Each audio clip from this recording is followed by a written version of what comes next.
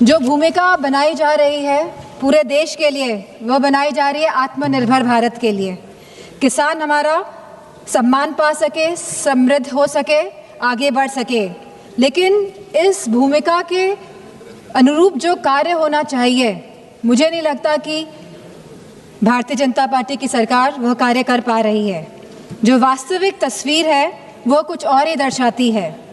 देश की जीडीपी की दर जहां 6% से बढ़ रही है पिछले 2 दशकों से, वहीं किसान विकास दर लगभग 4% से संघर्ष कर रहा है।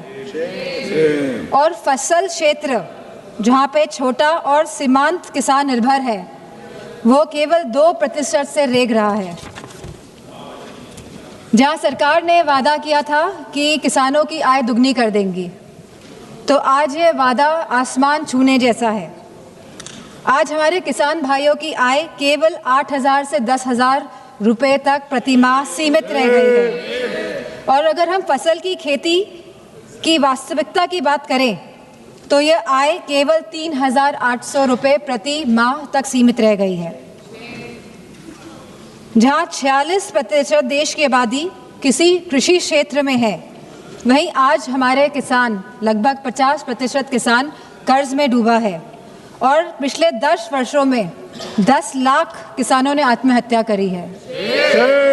ये अपने आप में ही सवाल उठाता है जो भूमिका सरकार ने तय की है आत्मनिर्भरता की, उसके ऊपर।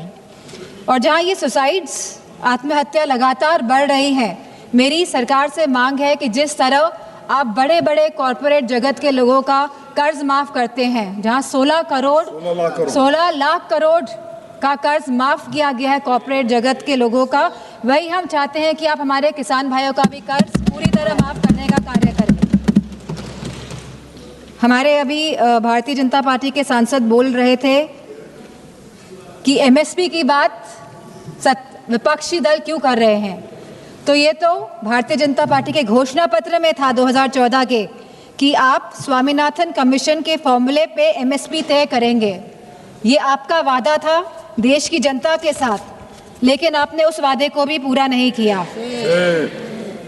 आज हालत ये है कि सरकार एमएसपी तो घोषित करती है 23 फसलों की, लेकिन वास्तविक में जो खरीद करती है वो केवल गेहूं और चावल की करती है, और वो भी पूरी तरह ये सरकार नहीं कर पा रही है। हम जानना चाहते हैं कि उत्तर प्रदेश में सरकार कितना गेहूं और कितने चावल की खरीद कर रही है और कितना प्रतिशत कर रही है, कितनों को वापस कर दिया और कितनों को वापस कर दिया गया है।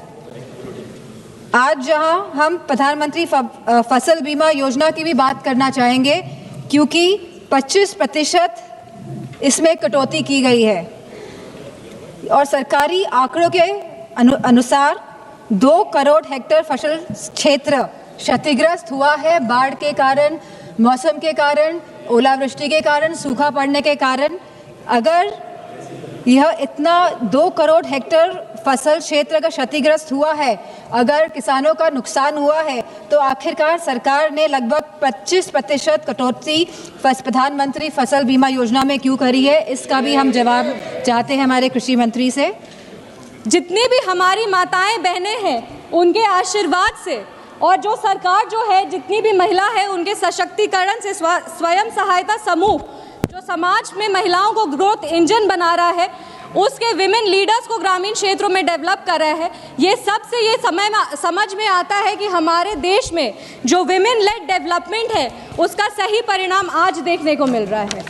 आचार्य चाणक्य ने अर्थशास्त्र में एक श्लोक लिखा था, प्रजा सुखे सुखम राज्य प्रजा नाम तु हिते हितम आत्मप्रियम हितम राज्य प्रजा नाम तु हितम प्रियम। इसका अर्थ है कि नेता का जो सुख है वो प्रजा के सुख में ही निहित होना चाहिए और प्रजा के हित में ही उसे अपनी हित को देखना चाहिए। अगर इस श्लोक को आज इस देश में कोई सार्थक कर रहा है, तो वो हमारे यशस्वी प्रधानमंत्री श्री नरेंद्र मोदी जी हैं, जो अपनी योजना से इस देश के गरीब, वंचित और शोषित समाज को मुख्य धारा से जोड़ने का काम कर रहे हैं। आचार्य चाणक्य ने राजधर्म की बात की थी, और राजधर्म का असली अर्थ है सबका साथ, सबका विकास, सबका विश्वास और सबका प्रयास। और इसी विचारधारा के साथ पिछले 11 वर्षों से हमारी सरकार काम कर रही है। ये साल का बजट और ये वित्त विधेयक सिर्फ कुछ आंकड़े नहीं है या पन्नों का दस्तावेज नहीं है, ये एक आईना है जिसमें हमें एक विकसित भारत, सशक्त भारत और समृद्ध भारत दिखता है। ये आईना है जिसमें हमें बाबा साहब डॉक्टर भीमराव अंबेडकर के समावेशी सोच को देखने को मिलता है। ये एक आईना है जिसमें हम भारत रत्न जननायक कर्पूरी ठाकुर जी के सामाजिक न्याय को देख सकते हैं। ये आईना है जिसमें हम युवाओं की प्रतिभा को देख सकते हैं। ये आईना है जिसमें हम अपने सेना के अदम्य शौर्य को देख सकते हैं। ये आईना है जिसमें हम सरकार की प्रतिबद्धता को देख सकते हैं, जो इतने जियोपॉलिटिकल तनाव के बावजूद भी हमारे देश की जो अर्थव्यवस्था है वो आज फास्टेस्ट ग्रोइंग इकोनॉमी है और अर्थव्यवस्था इतने टर्मोइल सिचुएशन में भी मजबूत है। लेकिन विडंबना देखिए महोदय, जिस आईने में हमें विकास और विश्वास दोनों ही दिख रहा है, उसमें विपक्ष को कुछ नहीं दिख रहा। इनके विरोध पे एक मशहूर शायरी याद आता है, नाजो अंदाज से कहते हैं कि जीना होगा, जहर भी देते हैं तो कहते हैं पीना होगा, जब मैं पीता हूँ तो कहते हैं मरता ही नहीं, और जब मैं मरता हूँ तो कहते हैं कि जीना होगा। ये विपक्ष जो है अपने नाजो अंदाज में रोज झूठ, फरेब और अफवाह का जहर इस देश को पिलाने का प्रयास करती है, पर ये जानते ही नहीं है कि देश इनके नकारात्मक राजनीति को बहुत साल पहले ही इनकार कर दिया है। इस शेर में विपक्ष का पूरा सियासी चरित्र देखने को मिलता है।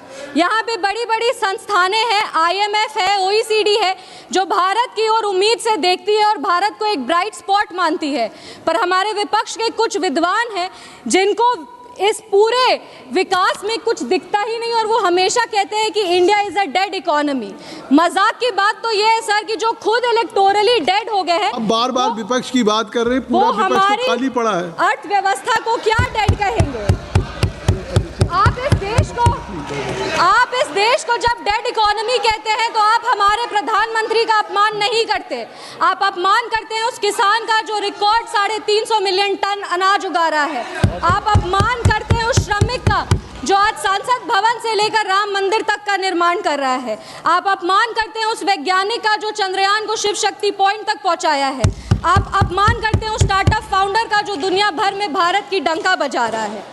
और हम गर्व से कहते हैं कि under the decisive leadership of our honourable prime minister Shri Narendra Modi ji, हम फ्रजाइल 5 इकोनॉमी से टॉप 5 इकोनॉमीज में आ चुके हैं। और ये सिर्फ और सिर्फ इसीलिए संभव हो पाया क्योंकि हमारी नीतियां जो है वो बोल्ड रिफॉर्म्स पर आधारित है, रोबस्ट इंफ्रास्ट्रक्चर पर आधारित है। इसी विकास का प्रमाण है कि हमारा बिहार भी आज आगे बढ़ रहा है। पिछले 11 वर्षों में बिहार में विकास परियोजनाओं के लिए लगभग 14.5 लाख करोड़ रुपए से अधिक की सहायता राशि प्रदान की गई है। यूपीए के कार्यकाल में मात्र 2.5 लाख करोड़ रुपए जो थे 10 साल में मिले थे। ये दिखाता है कि बिहार और बिहारियां कभी इनकी प्राथमिकता थे ही नहीं, वो हमेशा बिहारियों को अपने वोट के लिए इस्तेमाल करते थे। विपक्ष के साथी हमेशा एक नए शब्द का जो है उपयोग करते हैं, कहते हैं टैक्स टेररिज्म। और सबसे मजाक की बात यह है कि जिनके समय में टैक्स कलेक्शन सबसे लोएस्ट था और टेररिस्ट अटैक्स अपने चरम पर था, वो टैक्स टेररिज्म के बारे में बात करते हैं।